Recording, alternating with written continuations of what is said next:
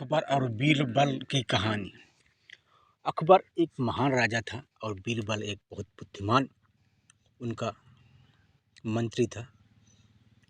जब तक बीरबल रहा तब तक अकबर को किसी की कमी होने नहीं दिया। अधिकतर तो उनके राज्य में अकबर के बहुत विद्वान मंत्री थे, मगर बीरबल का तोड़ कोई नहीं था, जिनके कारण वह नंबर 1 पे रहता था। एक दिन की बात है, जब अकबर अपने प्रजा के दरबार में उपस्थित हुए तो उसमें से एक चोर और एक हत्यारा आया हुआ था। दोनों में न्याय नहीं हो पा रहा था, कौन चोर है कौन हत्यारा है। इसी में अकबर बहुत गंभीर सोच में पड़ गया कि कैसा न्याय दें, कैसा दंड दें कि उचित न्याय हो और प्रजा ने जो हमसे उम्मीद रखी है उसकी एक अच्छे परिणाम आए, जिससे हमारी छवि कोई धूमिल ना हो। यह सोचकर राजा अकबर बीरबल से बोले, बीरबल बताओ किस प्रकार का दंड दें इन दोनों अपराधों के लिए। तो बीरबल बोला, महाराज, आप यहाँ के साम्राज्य के सर्वे सर्वा हैं, आप जो चाहें सो उचित दंड दे सकते हैं। यह बोलकर बीरबल अपनी गद्दी पे बैठ गया। फिर राजा अकबर एक सोच में पड़ गए कि किस प्रकार से इसका उत्तर निकाला जाए, किस तरह का दंड दिया जाए। मृत्युदंड दिया जाएगा तो बहुत ज़्यादा अन्याय हो जाएगा। एक चोर के लिए मृत्युदंड आवश्यक नहीं है, हत्यारे के लिए मृत्युदंड हो सकता है, मगर चोर के लिए तो मृत्युदंड देना बहुत ही अराजकता हो जाएगी। अपने नाम को बदनाम होने के लिए राजा अकबर ने बीरबल से फिर पूछा, किस प्रकार का इनको दंड दिया जाए कि प्रजा में किसी तरह का असंतोष ना फैले। तभी बीरबल ने सोच के बोला, हे मानवर, इन दोनों को दंड देने के लिए एक बहुत उचित उपाय है। इन दोनों को अपने इलाके से बाहर कर दिया जाए, जिससे ये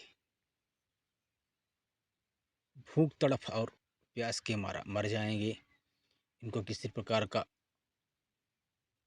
साधन नहीं मिलेगा, ना ही किसी प्रकार की उचित व्यवस्था मिलेगी। रहने के लिए, न खाने के लिए, न पीने के लिए नहीं कुछ पाएंगे तो इनका स्वर्गवास हो जाएगा। आपको किसी प्रकार का असंगत, असमानता और अराजकता का कोई प्रभाव नहीं पड़ेगा। यह सोचकर अकबर मन में बहुत प्रसन्न हुआ कि तो बड़ा उचित न्याय है, हमको कुछ करना भी नहीं पड़ा, इसको दोनों को मृत्युदंड मिल गया। यह सुनकर बीरबल ने कहा, यही उचित न्याय है, इनको राज से बाहर किया जाए। जहाँ पे कोई नहीं है, जहाँ पे किसी प्रकार कोई प्रबंध नहीं है, वहाँ पे रखा जाए, जिससे इनको रहने की असुविधा हो, खाने की असुविधा हो, पीने की असुविधा हो, इनको कम समय में मारा जा सके। इसी तरह का दंड देने से समाज में एक उचित न्याय का प्रदर्शन होगा और लोगों में संदेश जाएगा कि किसी तरह का अन्याय नहीं करना चाहिए, ना ही किसी को मारना चाहिए, ना ही किसी को सताना चाहिए, ना ही किसी की वस्तु को चुराना चाहिए। अपने सेनापति को बुलाकर उन दोनों को राज्य से बाहर कर दिया, एक राजस्थान में भेज दिया।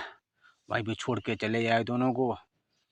दोनों लोग वहीं पे पड़े रहे और सेनापति अपने राज दरबार में आ गया। लेकिन ऊपर वाले की इच्छा, उन दोनों की रक्षा के लिए ऊपर वाला जो निहित किया था उसी के अनुसार हुआ। उन दोनों का ना मृत्युदंड मिला, ना ही भूखे प्यासे मरे, ना ही वो कहीं रहने के लिए अव्यवस्था हुई। दोनों लोग, एक चोर था जो और एक हत्यारा था, दोनों लोग पेड़ पे रहते थे और पेड़ पे जो फल लगता था, जंगली फल, बैर हुआ, अमरूद हुआ और अन्य तरह के फल, वही खा के रह जाते थे और पानी पीने के लिए जाकर नदियों के किनारे पास प्यास बुझाते थे और उनका रहन सहन उन जंगल के पेड़ों पर रहा करता था। धीरे धीरे समय बीतता गया। वे लोग आपस में बात की, यहाँ पे रहकर कुछ तो किया नहीं जा सकता है, जंगली जानवर हैं, ज़्यादा भागो दौड़ोगे तो जंगली जानवर के शिकार हो जाओगे और मृत्युदंड प्राप्त हो जाएगा और राजा का दिया हुआ दंड सही हो जाएगा। इसी को सोच कर रखकर वे लोग जंगल से थोड़ा दूर निकल आए।